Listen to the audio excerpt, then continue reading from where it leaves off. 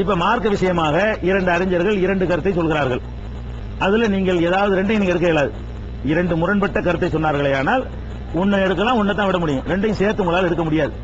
அப்படி ஒன்னை எடுத்துட்டோம், அது உண்மையில தவறா இருக்கிறது. அதனால் அல்லாஹ்விடத்துல நமக்கு கேள்வி வருமா அப்படிங்கறது அவங்க கேட்கறாங்க.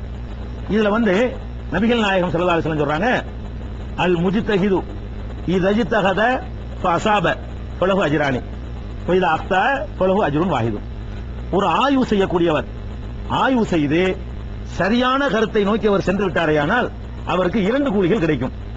அவர் தவறான கருத்துக்கு சென்று விட்டாரேயானால் அவருக்கு ஒரு கூலி கிடைக்கும் அப்படிங்கிறாங்க ரசூல் ஸல்லல்லாஹு அலைஹி வஸல்லம் அவர்கள். இது யாருக்கு சொல்றாங்க தெரியுமா?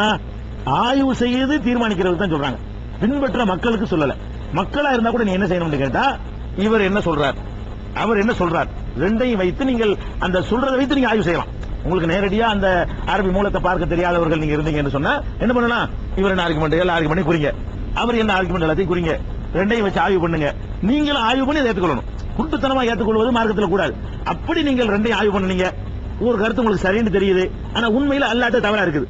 நீங்கள் எதை சரின்னு கண்டீர்களோ அது அல்லாஹ்விடத்துல தவறா இருக்குன்னு சொன்னா நீங்க விளங்கி சிந்தனை செஞ்சு நம்ம பார்த்த வரைக்கும் இந்த ஆதாரத்தையும் காட்டினாங்க, இந்த ஆதாரத்தையும் காட்டினாங்க, இதுதான் கரெக்டா தெரியுது அப்படின்னு எடுத்துக்கொண்டிருந்தீர்களே, ஆனால் அதுக்கு உங்களுக்கு கண்டிப்பா உங்களுக்கு கூலி கிடைக்கணும். நீங்க ஆய்வு செஞ்சிட்டீங்க. ஒரு கருத்து வரும்போது குர்ஆன் சொன்னா பிரச்சனை முடிஞ்சு போச்சு.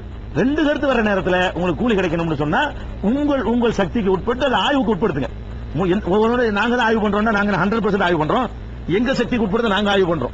நாங்கள் ஆய்வு பண்ணாத கிரவுண்ட் எவ்வளவு மிச்சமா இருக்கும். அதே மாதிரி ஒவ்வொருத்தர் ஆய்வுல டிஃபரெண்ட் இருக்கும். அவர்கிட்ட இருக்கிற புக்ஸ்கள், அவர் இருக்கிற வாய்ப்பு வசதிகள், அதை வச்சு தான் ஆய்வு பண்ண முடியும். நாங்க தான் கரெக்ட் ஆய்வு பண்ணோம், நீங்களாம் கரெக்ட் இல்லாம ஆய்வு பண்ணி சொல்ல முடியாது. ஒருவனும் 100% ஆய்வு பண்ணதாலும் பெருமை எடுத்துக் கொள்ள முடியாது.